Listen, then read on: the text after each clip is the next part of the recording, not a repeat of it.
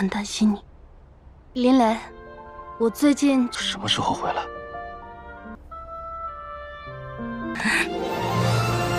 林雷，在下今天约你，是不是抓过一个怀孕的女人？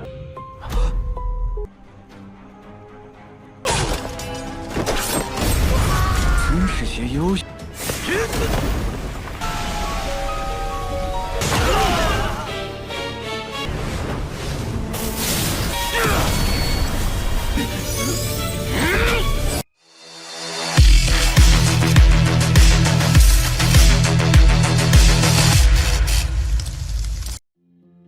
Halo semuanya, selamat datang di Ruang Sinema. Bagaimana kabar kalian semua? Semoga selalu sehat dan baik-baik saja. Pada hari ini kita akan kembali melanjutkan series Donghua Calling Dragon episode 20-nya. Dan ini adalah akhir dari season pertamanya. Namun sebelum kita mulai episode terbarunya, kita akan melihat dulu apa yang telah terjadi pada episode sebelumnya. Hawk Barus ternyata sedang menjalankan misi balas dendam dan menghabisi bangsawan yang terlibat dalam kematian istrinya.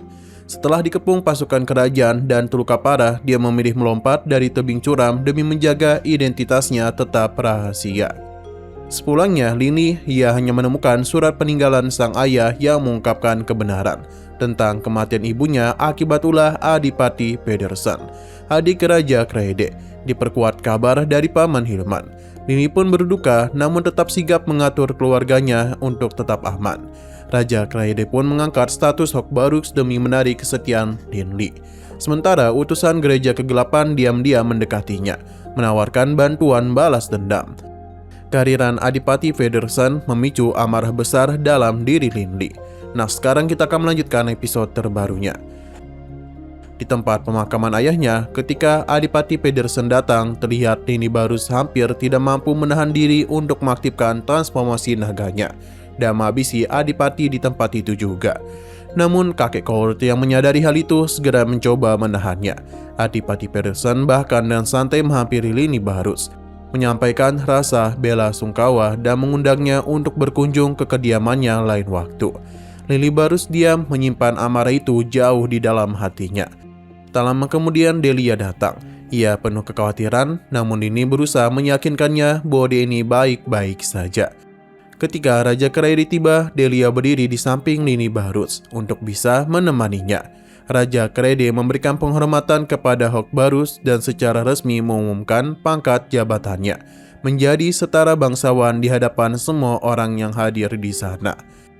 Setelah semuanya berlalu dan Lini Barus tengah membereskan barang-barang peninggalan ayahnya, dia pun teringat kembali pada undangan Adipati Pedersen. Tiba-tiba terdengar ketukan pintu yang ternyata adalah Delia, yang mana dia ini masih mengkhawatirkan Lin Li. Ia menceritakan bagaimana kabar kematian ayah Lini Barus membuatnya segera bergegas ke pemakaman. Namun Delia tak bisa berlama-lama, perintah dari klannya mengharuskannya untuk segera kembali. Ketika Lini Barus bertanya kapan dia itu akan kembali, Delia menjawab mungkin 1 hingga beberapa tahun lagi. Mereka pun terdiam dalam keheningan sesaat sebelum tiba-tiba Delia meraih tangan Lini Barus dan menciumnya. Ia pun pergi meninggalkan tempat itu. 很担心你。林雷，我最近什么时候回来？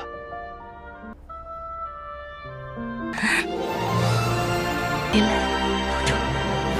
Setidaknya di tengah semua kepahitan ini masih ada seseorang yang benar-benar mencintai Lini Barus. Berbeda dengan Alice yang dulu pergi begitu saja. Keesokan harinya, Lini Barus menemui para kardinal dan menyatakan niatannya untuk menjadi penyihir kekaisaran Fernley. Para kardinal sempat terkejut. Pasalnya pengaruh gereja cahaya jauh melampaui kerajaan manapun. Namun setelah menimbang bahwa kerajaan Fernley masih berada dalam naungan aliansi suci, mereka pun mempersilahkan Lini Barus bergabung. Di balik keputusan itu, Lini memiliki rencana yang lebih dalam. Adipati Pedersen hanyalah pion. Ada kekuatan yang lebih besar di belakangnya. Dan Lini Barus bertekad mengungkap semuanya sebelum melancarkan pembalasan dengan tangannya sendiri. Di aula kerajaan Fernley, Raja Kraede langsung mengangkat Lini Barus sebagai penyihir kepala istana, sekaligus mewariskan gelar bangsawan dari sang ayah. Para bangsawan yang hadir langsung menghampirinya untuk memberikan selamat, termasuk Adipati Pedersen sendiri, yang memuji Lini Barus dengan senyum tanpa kecurigaan sedikit pun. Memanfaatkan momen itu, Lini Barus mengundang Adipati Pedersen ke kediaman keluarga Barus. Undangan itu diterima dengan senang hati. Sesampainya di sana, Adipati hadir bersama banyak pengawal dan memerintahkan mereka untuk tetap waspada. Ketika Lini Barus bertanya mengapa ia membawa begitu banyak pasukan, Adipati pun menjawab jujur. Ia menyadari undangan ini bukan sekedar untuk minum bersama. Pasti Lini memiliki maksud lain di baliknya. Benar saja, tanpa basa-basi, Lini Barus langsung bertanya, apakah Adipati pernah menangkap seorang wanita hamil 14 tahun yang lalu? Mendengar pertanyaan itu, Adipati mencoba mengingat-ingatnya, lalu menjawab bahwa ia tidak tahu apapun. Lini Barus tentu tidaklah percaya. Para pengawal Adipati segera bersiap menyerang, namun tiba-tiba anggota gereja kegelapan muncul di balik bayangan dan menghabisi seluruh penjaga itu.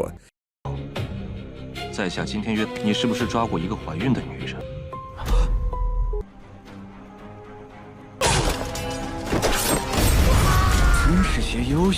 Petinggi gereja kegelapan menyerang Adipati dan menghantamnya ke dinding. Lini Barus diperingatkan bahwa seluruh anggota yang datang berada di tingkat 7, sementara petingginya di tingkat 8. Sekali lagi, gereja kegelapan mengajak Lini Barus untuk bergabung.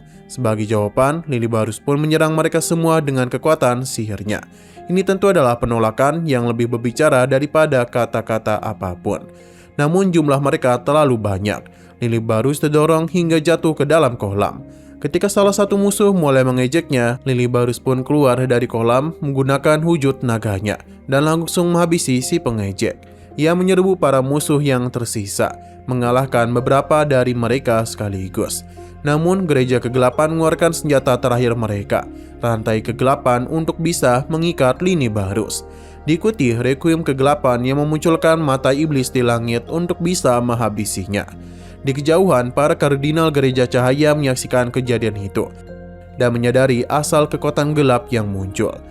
Tepat ketika Lini Barus tidak mampu bergerak maupun kabur, Bebe muncul menghentikan serangan itu dengan melukai sang petinggi. Lini Barus pun melepaskan kekuatan penuhnya, menghancurkan mata iblis di langit, lalu mengalahkan seluruh musuh yang masih tersisa.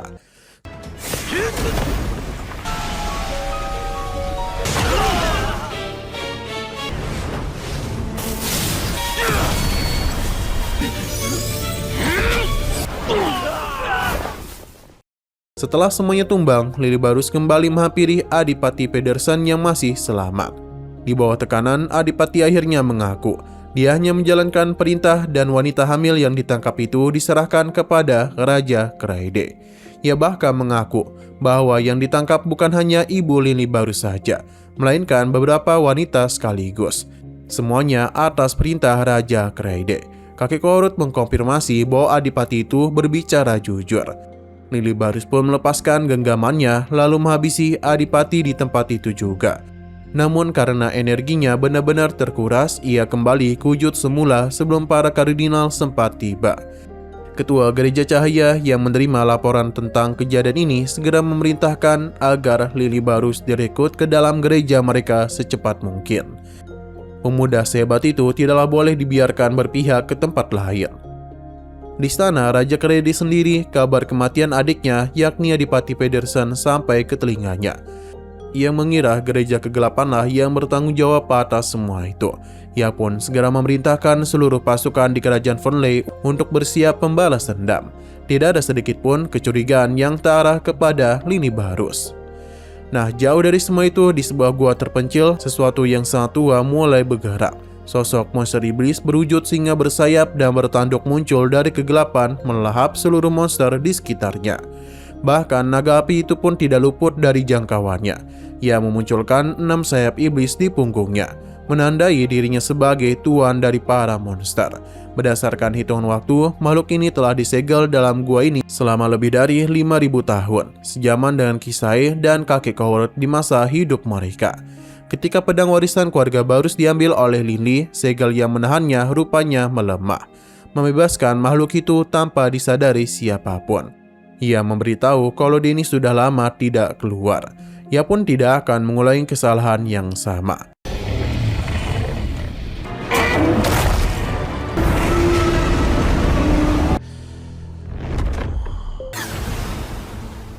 好的地方啊。 Nah, sayang sekali lagi seru-serunya episodenya ini pun harus bersambung. Dan ini juga adalah akhir dari season pertamanya. Terima kasih bagi kalian yang sudah mengikuti series ini dari awal episode hingga akhir episode ini. Jika kalian suka pada video ini, klik like dan share ke teman-teman kalian. Dan ditunggu aja untuk video-video selanjutnya dari Ruang Sinema. Oke, sampai jumpa di video selanjutnya.